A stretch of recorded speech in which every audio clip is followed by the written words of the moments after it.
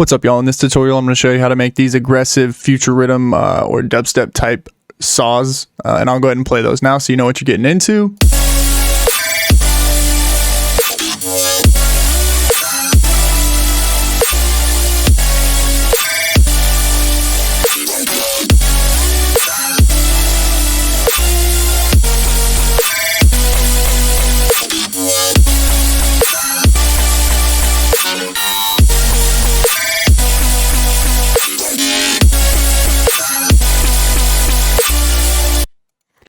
Okay, and this debatably good sound is made up of four, I would say debatably not so good sounds, but they sound good together. So it's going to be this laser saw that I made in Razor, this sharp saw that I made in Serum, this rave layer from Serum, and this sub in 30SC. Okay, so I started this saw stack thing out with this Razor patch. Okay, so the first thing that I did when I started this patch out was I pitched it down 3 octaves and turned the glide to about 18. The quality's high by default, and then I think these two, mono and single trigger, are both on by default. So I picked out this little formant oscillator for oscillator 1 and just tried to get like a little mid-range grungy type sound going to layer with these duo saws. Okay, so for my second oscillator, I picked out the Duo Saw, which I think is really good for getting like ravey sounds out of it. And the way that this works is the first saw is going to be your, it's basically like one of the two saws is set to your ratio right here. And then the other one is set to your ratio too. So I have it set to 6, right? And if you go up one, it's like in Serum, one of the warps is called sync. So this would be like a 6x sync, you know, if that makes any sense. Then the beatings knob basically just detunes the second saw in the oscillator. So that's with no beatings. That's with more beating. I'll put on a little less. Too much beatings, no good. You gotta have a little bit of beatings. Yeah. So then we'll put those two together, and with the MIDI sound from the first oscillator and the raviness of the second one, you end up with that. Then I will go into my filter, my only filter, which is filter 2. And I have it set to band reject. And I'm just going to kind of show this and not move it around. But basically what I have is envelope 2 is this really short decay, no attack, no sustain, no release. And it just kind of helps give a bit of movement to it, but not too much. So as you can see, the cutoff's pretty high, boosted just a little bit. And then the slope and the bandwidth, they're both near 0. Okay, and then the next thing is I have this metal effects unit turned on, and it adds like a bubbliness almost. Oh, you know what it sounds like? It sounds like disperser. And the way that you get that is I always have the quantization all the way down. Like if you turn it on, I don't think it sounds good, but you know, not for this type of sound. But what you can do is I have the same envelope on a really short, you know, the same one from this band reject, like plucking it down. So it starts with a little bit of metal and then the metalness dissipates. And I don't know why, but it ends up sounding like a disperser. So there's that. And then the next thing is this synced reverb is on. And I just have this one turned up to like a little more than halfway wetness. And since it's a dry wet here, like if you turned it all the way up, it would only be reverb. I'm not going to mess with the settings, but really short decay, no smear, because the smear, I'll mess with that one. The smear adds an attack that I didn't want on it. Right, you hear how it kind of builds there, and I didn't want that for this. And then the last thing is a little bit of compression. Pretty long release, and then not too much drive. Okay, then moving into the processing for this, I have another dispersing type thing, same as the metal there. Just set up like that. An OTT to squash it. Now we're getting some loudness going. And let me talk about this OTT for a second. Let's talk about OTT. It's beautiful, right? It's great. What would we do without it? I don't have a career anyways, but a lot of people wouldn't have a career then. That's the way I should ban OTT, and then I can finally make it. Yeah. So basically I boosted the highs here. You know, it irks me and I hate to bring this up, but like so many people will just be like, put an OTT on it and then put another OTT on it. It's like, you know, there's parameters, right? You can adjust this shit. Like, I don't know. It just kills me to see anybody, like, especially really not famous, but like, you know, high profile producers that are just like, yeah, I don't know about the parameters. I just trust the OTT Bible that you can just put it on anything. Like, if you learn how to use it too, it'd be nice. Kind of whining, but whatever. Yeah, so you can adjust the depth to change the wetness, but I kind of wanted to slam this out. And then I have the time on 0, and then I just boosted the mid band and the high band just to add brightness to this otherwise pretty dark sound.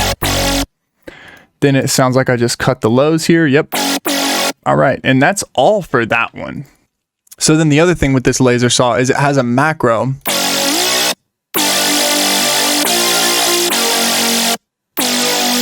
that once you get to the halfway point in this little 16 bar, is it? Yeah, this 16 bar set, the switch flips, and all the switch does, and this is a really good tip to like add some variation, is moves the ratio down by 1 unit of ratio. So it goes down to 5. And this is just a good way to have it, you know, change the complete tone of what you're doing.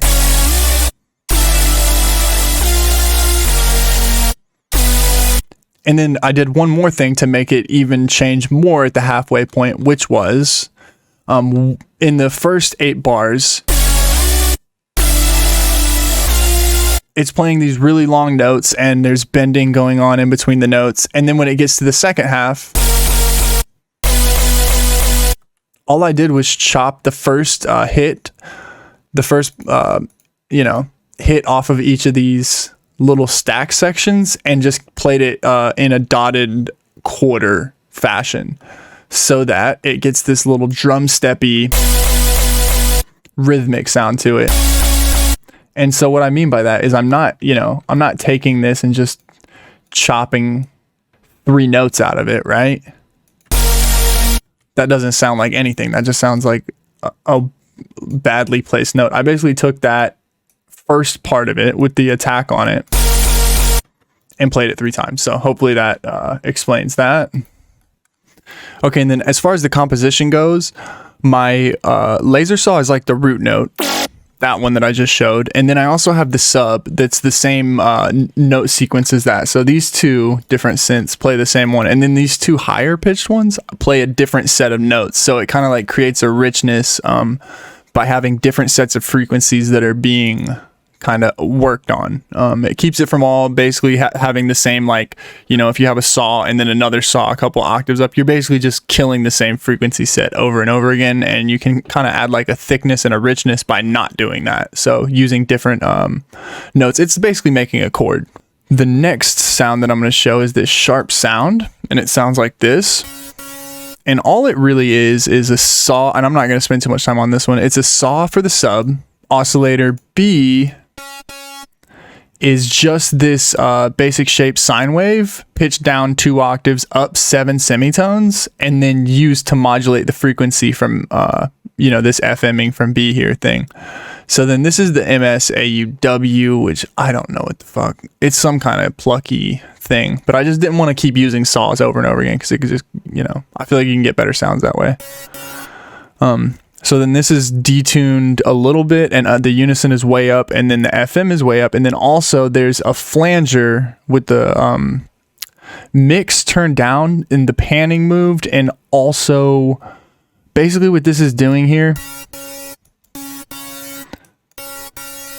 is just adding like a ringiness and some weirdness to the stereo of the sound, so it's not completely just a wide layer, because my next layer is just basically a supersaw, so that's really detuned and wide. So this one has a little bit of difference, it's almost like a Haas delay where there's one side is different from the other, and this one it's a flange filter that's panned to one, it's panned right, so it's only flanging the right ear. And then as far as effects, we have a flanger here, distortion, hyper dimension with just the hyper turned on, and then a an OTT. Then as far as our effects here, EQ, just killing the lows, and then I'll show. And again, I'm boosting the mids, boosting the highs, depths all the way up. Time is a little longer on this one, so I'll play it. And that's what you end up with all the processing. Okay, so our next sound is this FM rave layer, and it sounds like this. And all it basically is one saw pitched down 3 octaves, one not pitched down any octaves, and then pitched down on both A and B 2 semitones, and that is to compensate for the FM changing the note that's playing. Like if you FM something, it'll usually, I think if you FM it to 50%, like it usually goes up seven semitones or something like that. But the FMing something hard enough can change the pitch of it. So in this case, I just changed the semitones to compensate for that. So when I play C sharp, a C sharp plays. If you have a perfect pitch, you could verify that. But if you don't, you just got to trust me. So. And I might be lying, so yeah, that's right. There's a little trickery in here too. So the next thing is I turned the range up on the unison and changed it to super for both A and B, even though it's only being used on A. And then the unison's all the way up, detune's all the way up, blend is relatively wide, and then FM at 50%.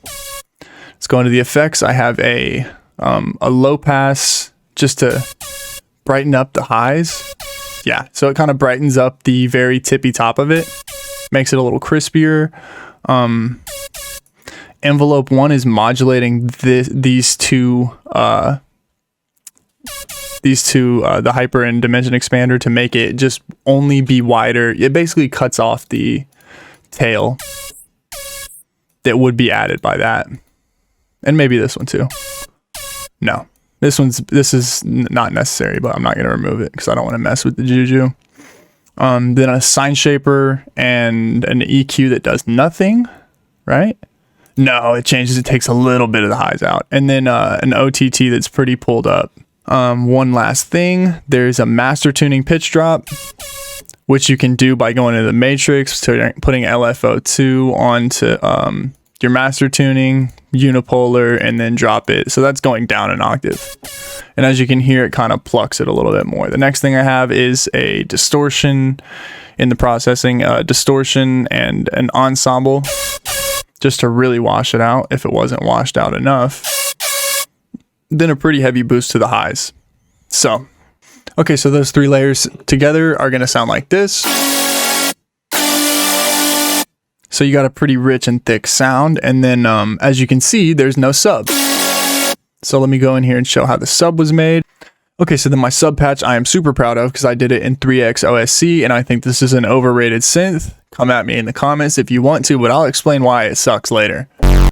And that's what my sub sounds like. I did it with a square wave, a little bit, 35 cents of detuning here, down as far as it'll go on the coarse tuning, and then down 14 cents on the fine tuning. Then it's panned hard left on the first oscillator. Second oscillator, square wave again, down 22 cents on the stereo detuning, down both octaves again, pitched up 15 cents, and then panned hard right. Then see, this is why I fucking hate 3x OSC. So then this knob here, which is the volume knob, the amp knob, if you turn it all the way up, it only will play that one. So basically like 50% here means that this one's at oscillator 2 is at 50% and oscillator 1 is at 50%, right? Not too crazy. Now this one, I will say real quick, is set to a saw wave. It's down 7 semitones. Is that 7? I'm sorry, it's down 5 semitones. So it's which basically makes a perfect fifth and an octave up from these two. Panned center, and then no fine tuning change, and then also it's set to amp modulation for OSC3, and then I have high quality turned on, which isn't by default, so you want to turn this on. So here's the thing that kills me about 3OSC, and anybody that likes it, like, they're just I don't know, I feel like I'm gonna start insulting people. Ableton people don't have to deal with this shit. This is my thing. I haven't even explained what's wrong with it yet, but here's my problem with it. Okay, so this one, you turn it up to 50, and then oscillator 1 is at 50%, oscillator 2 is at 50%. Got it. Completely straight. That I can follow. Then you bring 3 in, and it's like, okay, so when I turn this one to 50%, does it mean now this is 33%, 33%, and 33%? Or does it mean, you know, this is like, I just don't even know. Is this one now at 50% and this is 25-25? I don't know. And fucking, it just drives me nuts, and I can't like the only way I can make sounds is by not thinking about it in this thing, and I stay away from it if I'm not doing saws. And if somebody knows in the comments, like, what does it mean if this one's at 75%? Please explain this to me. Ableton people don't have to deal with this shit. Like, fucking, we have these weird ass janky synths that they like. It seems like Oscillator 3, they were just like, just throw it on there. They'll figure it out. Like, I haven't figured it out. I fucking hate it for this reason. So it's at 50% here. And I'm sorry if that's a not important rant, but like, fuck this third oscillator. It should just be called 2X OSC. All right, moving on. So that's the basic sound for this one. And I'm surprised I got that out of it, because it's a dog shit sounding synth in my opinion. And I know people like it, but like, you're wrong. It's okay to be wrong. So now I have a FabFilter Saturn on subtle saturation. And if you don't have that, just put a saturator on here. And then I also boosted the sub and the mid-high. And then cut the shit out of the mids. So as you can see, that's what that sounds like. And then my bottom EQ is doing a lot of work here. So really boosting the low end, cutting the mids even more, and then adding some crispiness to the high highs. Okay, and that's it for our 4 layers to this sound. Basically, once I sent them all into the mix bus, I felt like there was a little bit more processing that could be done to make this even better. And so I added some width to the high end, right? So this is just the sideband that's boosted on the highs, and then cut both the mids and the highs a little bit off the top. Just kind of gave them a brighter, let me play it. As you can hear, it just makes it a little brighter. Then OTT'd it, and I just really pulled all 3 bands up and dropped the depth down to 50%, and then killed some of the out gain just to bring the volume down gain staging. And then lastly, soft clipper. And we end up with that. Okay, and then the last thing I'll show here, just because I don't want people to be like, oh, the fillers were the best part, and why didn't he show how to make those? It's because it's all samples. All I did here, and I will show this because I feel like it's a useful tip. I went in, picked samples that I made out, and picked, I think, a Leo Trick sample, this sample, that sample from him. What else did I steal from people? No, it's not stealing. It's totally okay to use samples. I just try not to do it too much. And then I got a Noir, I don't know how you say his name. I got a Noir sample, and then a bunch of my samples. Who else did I get from? Another Noir sample in here?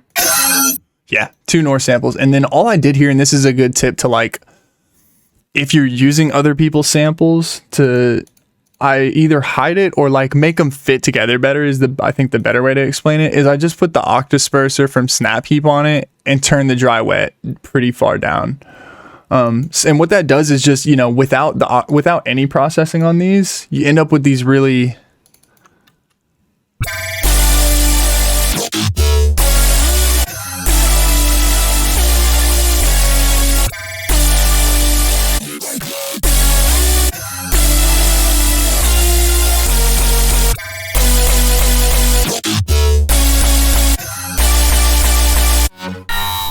in my opinion, it ends up sounding really too different for each of them. It doesn't sound like one thing made together, and you can do that to like get a lot of variation. But if you're trying to glue a bunch of different samples together that sound vastly different, I would just say put heavy processing effects on it. So this is 8 dispersers, about 50% wetness, and then I also cut the lows out of all of these sounds just so that it makes my saw more impactful. A little bit of cheating almost. Because if you leave the lows in, the sub there is going to take tension and heaviness away from your saws. And then basically I just compressed and then OTT'd all these different sounds together to kind of glue them. Yeah, and that's really going to be it for this one, y'all. I hope you learned something. If you did, leave a like. If you didn't, leave a dislike. Nobody will know but me. And also, please, if you have any questions, if I went over something too quickly, or you feel like I didn't explain something right, or you just need more clarification, put a comment and I can actually answer all those, because I don't get a lot of comments. And yeah, I think that's going to be it. So thanks, y'all. See you next time.